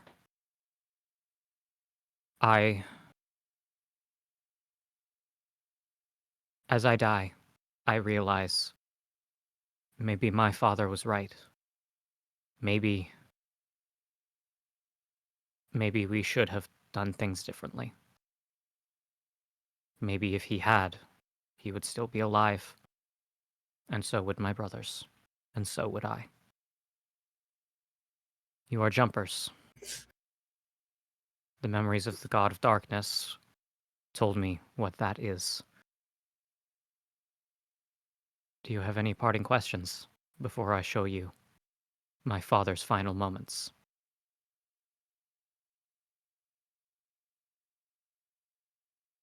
Are you sad? I am. I really, really am.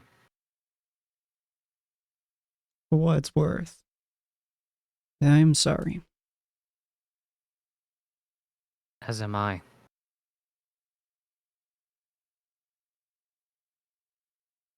Our goal wasn't to kill you all. Ours was to kill you. I can hardly blame you. Everyone wants to survive, don't they? Indeed they do. For a time at least.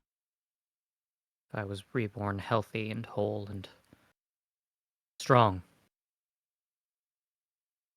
then I don't think that I would regret it. But I do. If you die, what happens to all the other gospels? What are they gonna do? They will band underneath the strongest remaining of my children. Does he still refuse a name? Oh, Is cherubim? it Cherry? He does. He truly does. You love Tell your him. kids. Hmm? Do you love your kids? How could I not? They are mine. No matter how far they strayed, no matter how far I strayed, they are family. That is why I am glad that Matarael raised his hand against me in the apostasy. It is why I am glad that Cherubim refused to be named at first. He said he didn't deserve it, that he would take a name when he made a name of himself, when he earned it. Would you pass a message along for me? Mm-hmm. We will. Zeruel. That is his name.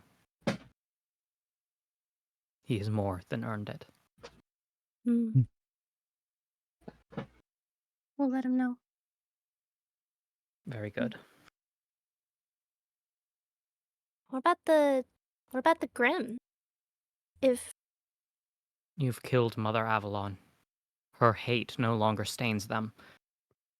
They are no more than animals with a strong smell for human suffering. Puppies.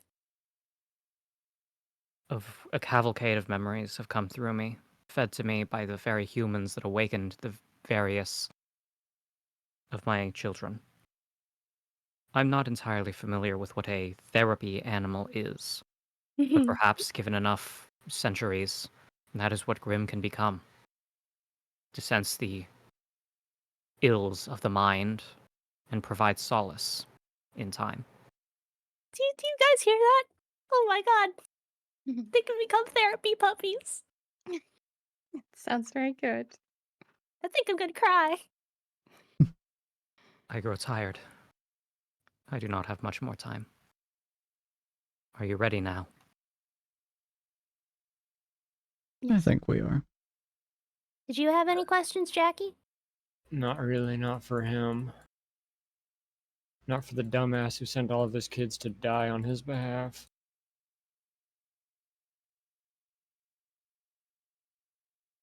Sorry, but I have no pity for you left. Nor do I for myself. I've made my grave.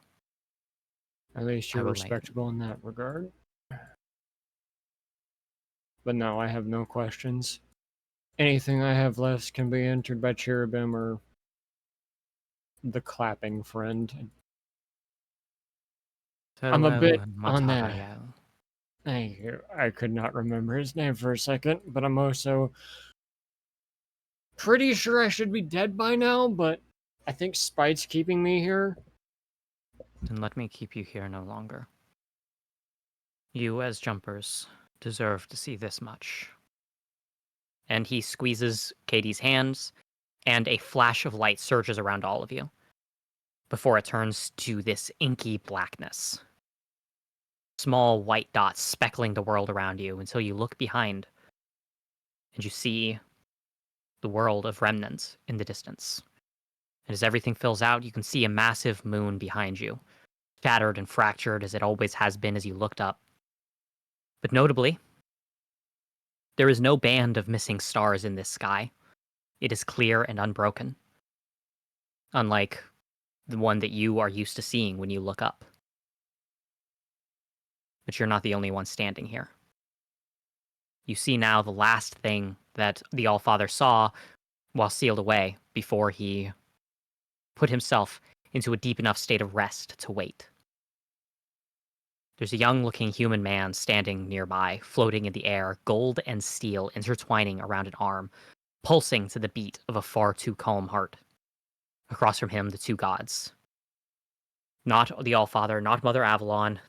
This was the brothers, gods of light and dark, floating amongst the rubble of the shattered moon, the battle at its peak between those who crafted the world and the man who came from outside of it. In the perfect silence of space, they'd waged war, fighting at a level that nothing born from this reality could muster. And yet, even in a place where no sound could be carried, in the emptiness of the abyss, the Allfather still heard his voice, as he drew out several blunt-tipped golden bullets, with something similar to dust, yet far purer, contained within. The electric arc of a blade that cleaves even the heavens in twain.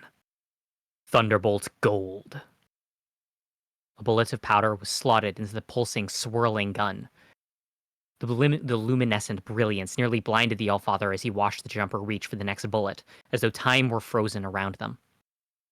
The ephemeral hue of a distant utopia, of a final dream. Fantasy's lavender. The gods could not move in this world of stopped time, like the very world's laws were rewritten to make room in the fractions between instants just for that man to speak, the alien common sense of powers that could only belong to a jumper. And finally, the color of a sword's edge sharper than even the edge of time. Infinite steel. 3 bullets slotted into the weapon, a demonic beast of flesh and metal woven into the very skin of the wielder that even the gods knew to tremble before. The soil-charged triad to use against you has been decided, he whispered, his voice echoing through eternity as his finger settled over the trigger. Cut down the divine. I summon you! He squeezed the trigger, and it came. An impossible figure clad in armor blacker than the abyss of space, wielding a blade like a curved scimitar, the edge seeming to warp the very image of space around it, not just refracting the light, but carving it in ways that were not physically possible. And as it swung that blade, the jumper called out the name of his summon with a simple tone. Odin. The flash of metal that followed the word and the swinging of the sword seemed to outshine even the star behind them, and a band of light cut across creation as a new horizon line, barren of any stars and unlike any before it, was born. Absence of all light, from sleeping gospels to distant stars, everything was cut apart. And in this line where once there stood two brother gods, now stood true and absolute nothing. The battle ended as what little fractions of the corpses remaining began to fall, and that devil's gun faded away into nothing. The old gods were dead, and the jumper had nothing left in the world to entertain him. And so he left. And that was the end. And the Allfather, having seen far too much of the truth of what lays beyond with an already fractured mind, simply closed his eyes and stopped. There was nothing else it could do, it thought, so it would do nothing. It would be nothing. And so did he come to rest. And after that moment, you are back in front of the egg again. Ash flows through the air, and the Allfather's body is gone. You have won. And the Allfather, the war is over. Goodness gracious. Flippin' heck. Slow, rhythmic clapping from behind you now. Jump lands on the ground behind you. Well done. Just look up from the floor, just slowly looking at Jump. Hey, NSB, what's up? I'm not a fan of you slurring your words, Jack. And he snaps his fingers. Jack, your health is now 30. And I'm back in business. And Ooh, only me Jack, next, by me the next, way. me next.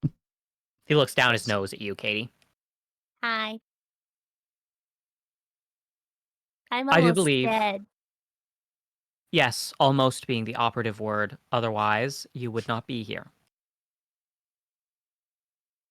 I do It's believe true. that you are now officially caught up on business. Was Did that you guy know- yours too? You understand, of course, or at least Jack has deduced the reason why I sent you here. To clean up? Very good. It pays attention. That There were person, some... they just killed them because of nothing? The jumper had his reasons.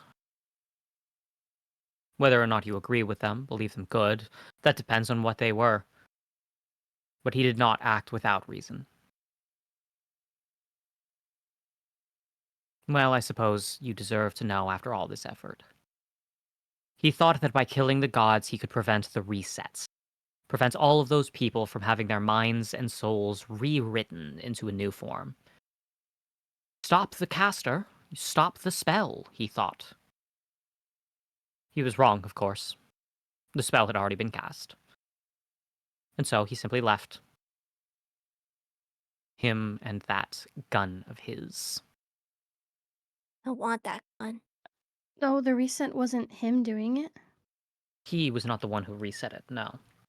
The god of light and the god of dark believed that this perfect garden needed to operate independently, without interference of the gods. And once they realized their interference was set so deep because of that whole kerfuffle involving the Gospels and the Grimm and the continents, they reset it all.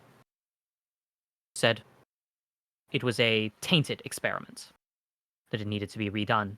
And so they did. And they erased everything.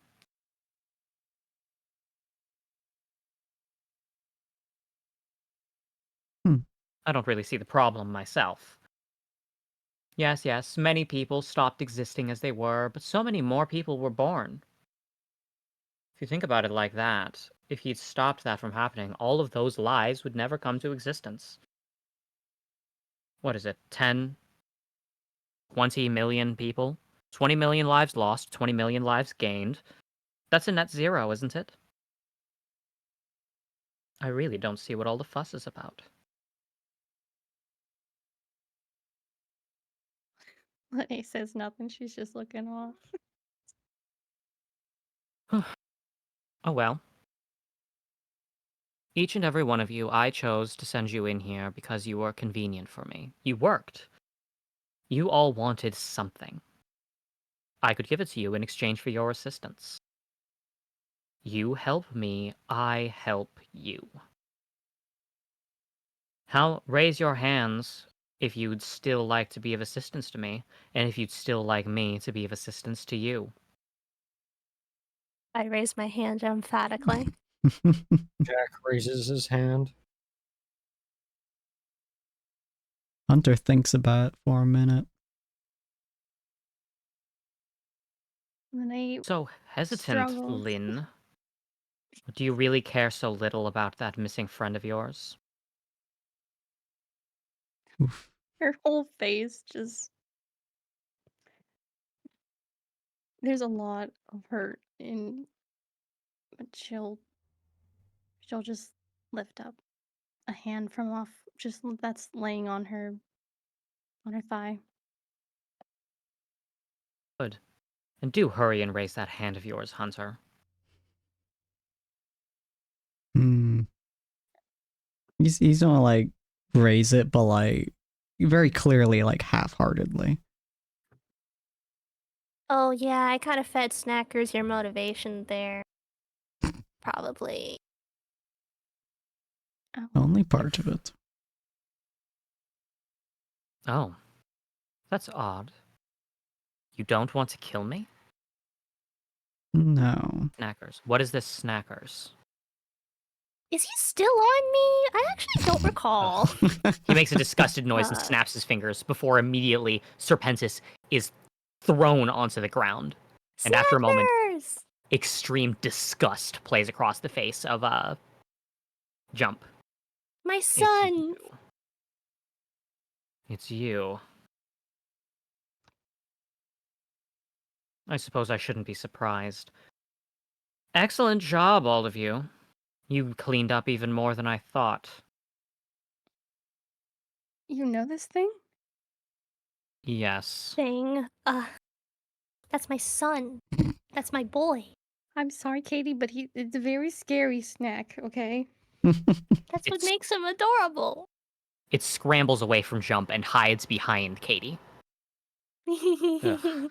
You lay claim to it?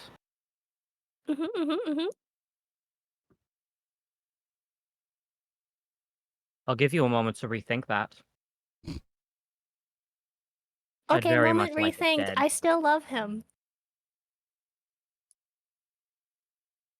Well, I would like to at least pretend that I'm a benevolent being. I won't take it away from you, no matter how much I want to see its form displayed across the creation. We can go on adventures together. Did it do something to you? I want to clean up the Jumper's mess. And that thing is a part of it. A part of the reason the Jumper was able to gather as much power as it did. Don't think I can't smell that soil on you. That bullet you formed. Whoa, flip. I forgot to use that. Oh gosh. I'm so sorry, Snackers.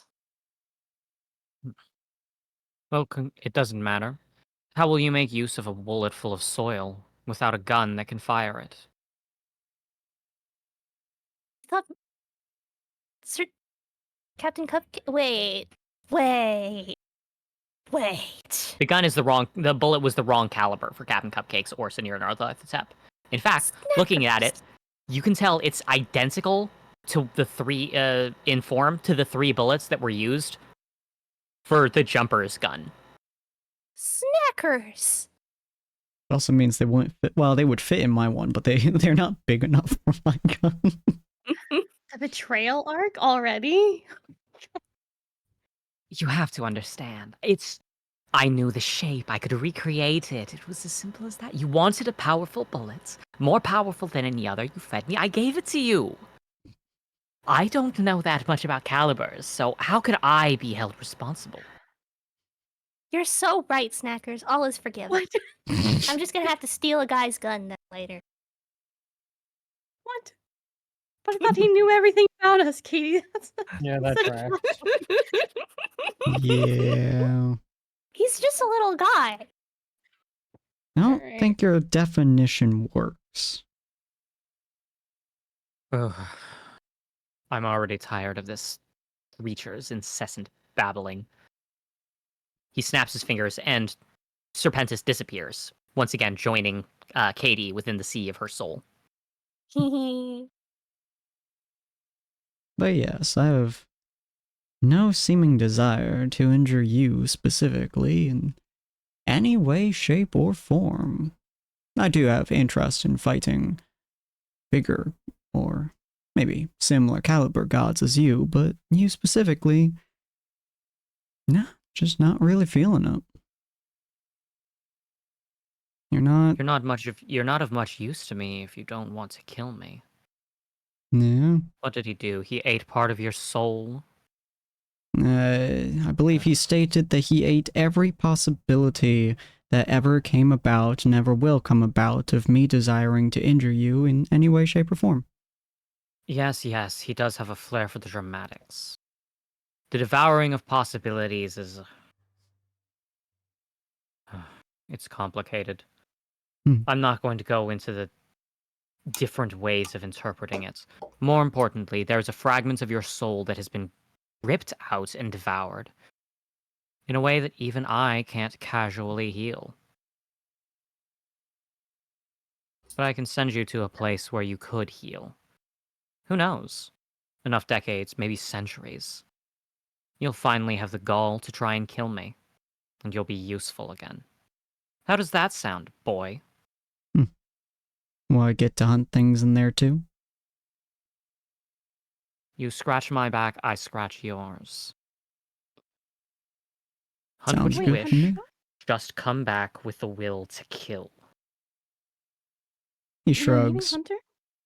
Hmm? She like touches your shoulder and is like, "You're leaving?" Well, seems like I gotta. Ain't too much use to Aw. him if I can't do nothing. Keep in mind, we all did make a deal technically with our friend here. NSB isn't exactly. There's a reason I started calling him NSB when you start putting the pieces together. What does that Perhaps stand Hunter. for? Not so benevolent. The day may come where Hunter rejoins you and the rest of your merry fools. But where you're going, you need complete souls. You need to be finished. And more importantly, for my plans, there can be no restrictions, no limitations on your capabilities. As long as he is unable to aim his gun and fire at my chest with bullets that will carve through the whole sum of creation in its search for my heart, he is useless. Aw, you should be more murderous, Red Guy. For once, the rabbit brat is correct.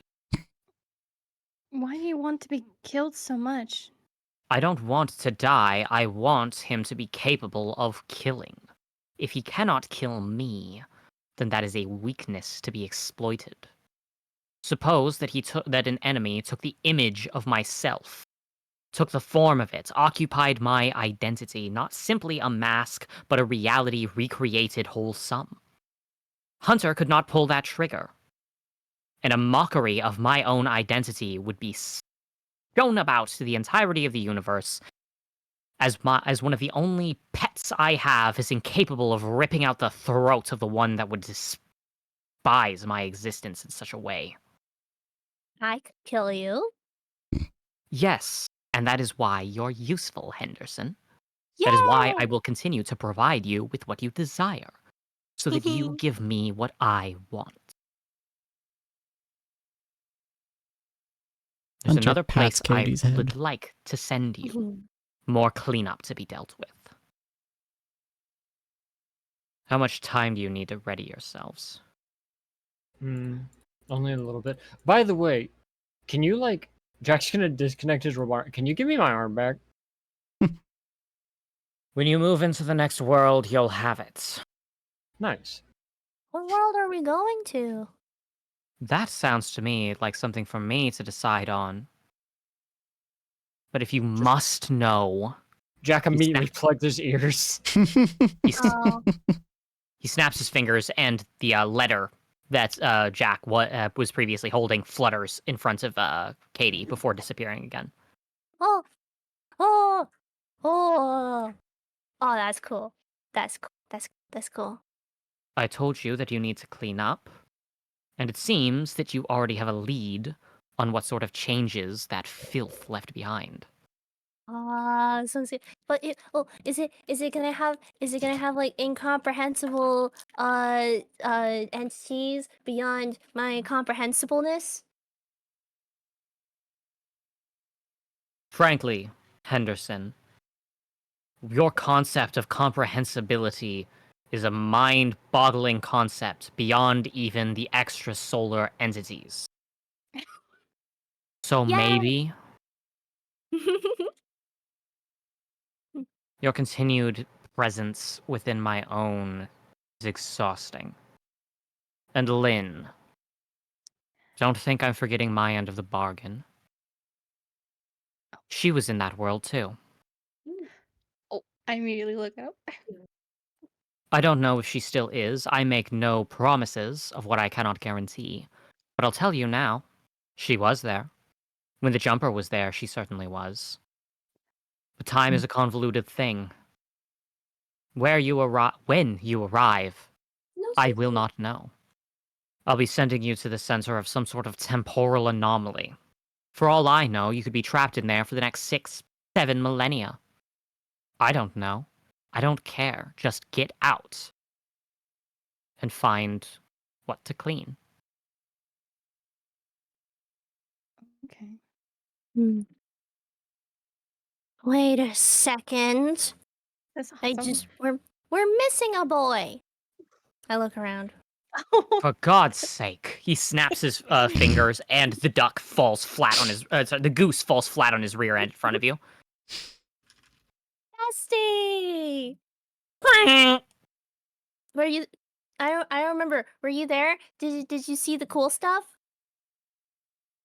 He slowly lowers his shades that you didn't realize he was wearing until now to give you a look. Yay! The goose is saying that you never removed the observation chip that he placed upon Senor Narlethotep. So he's been watching your every move. Or at least every move where you aimed your gun.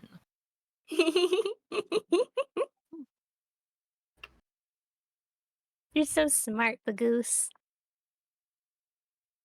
I don't understand why you refuse a human form. The goose. The goose lower? I don't think we can handle that. I don't know.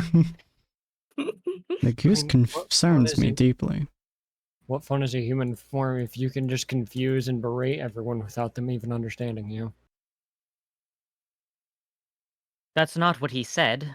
He said, and I quote, "and give up this sexy piece of meat." Oh, he needs to stay a goose for sure. He snaps his fingers and the goose disappears with a disappointed... There, the goose is in the next world already. Still in the shape of a goose, despite how useful opposable thumbs would be. I don't know. He was able to set a bomb on stinking Hunter at one point. Yes, and the fact that he could do that with nothing but a pair of flippers is impressive. But you know what would be more impressive? Thumbs! How soon can we get over there? I know maybe you said it wasn't At exactly the your same leisure, pipeline. Lynn. I I am offering you the opportunity to remain and wrap up any business you have out of the kindness of my benevolent own heart. If you'd like to go there now, I'll snap my fingers and you'll be there. I need If to you know have no that one the to say Grim. goodbye to. I need to know that the Grim became therapy puppies first. Would you like to see the current? Would you like to see the events 10 years from now? Then 100. Yeah. Yes. Yes. Fine. Jackalope, are you interested at all? Not really. Just I'll leave here now. Go talk to a couple of people I find personally interesting, and then I'll dip. Remember, don't tell me wherever I'm going and send me in with abilities that may or may not hinder me. I do not understand why you are somehow the most useful rats around. Simple. Because I'm used to being somebody's tool. Later, losers. See you later. Is Jack just gonna walk the opposite direction? Fine. So be it. We'll begin the tour momentarily. Every request that you have, I will show you what you need to see from this world so that you can bid farewell to it without regrets that'll weigh you down uselessly in the future. Yay! Close your eyes. You don't want to witness the... Gods, how did you say it, Henderson? The time knife? The time knife!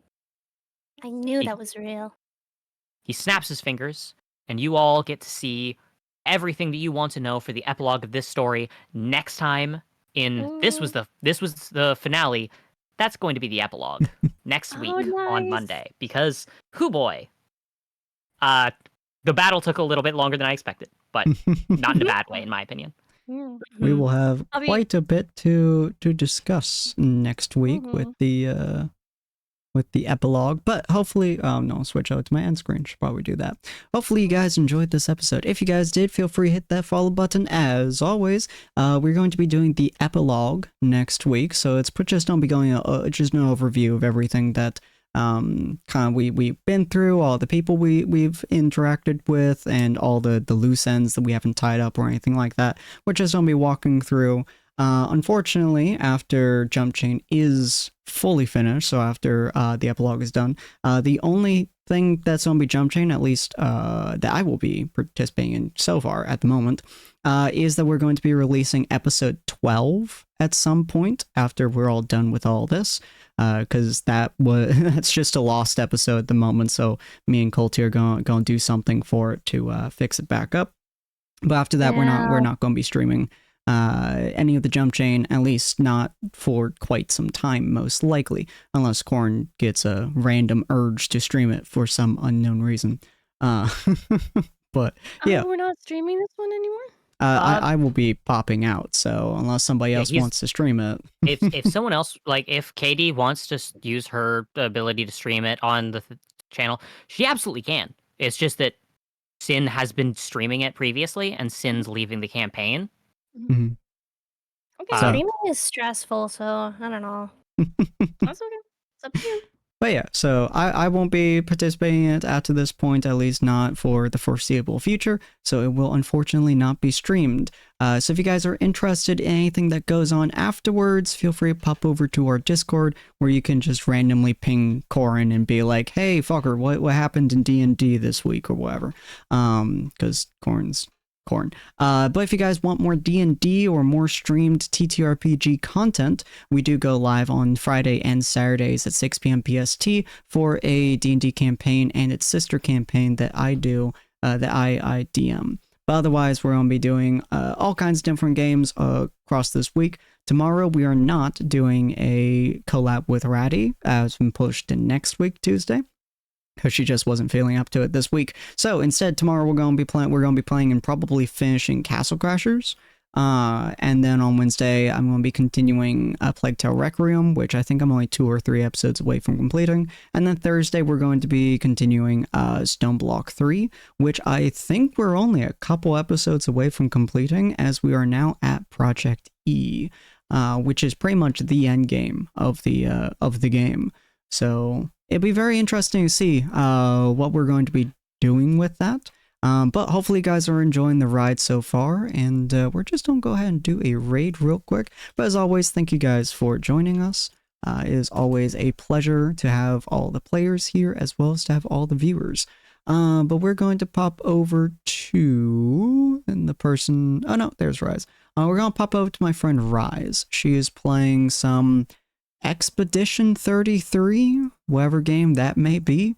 Not really sure what it is, but it looks like a pretty nice game. She's an absolute sweetheart for a VTuber, so I want to pop over, say hi. She's a friend of the channel, and we play games with every now and again, like DBD. So we're just gonna pop over and say hi. Hopefully you guys had a fun time, and we'll see all of you fine folks next time. Bye! Auf Wiedersehen! Bye. Arrivederci.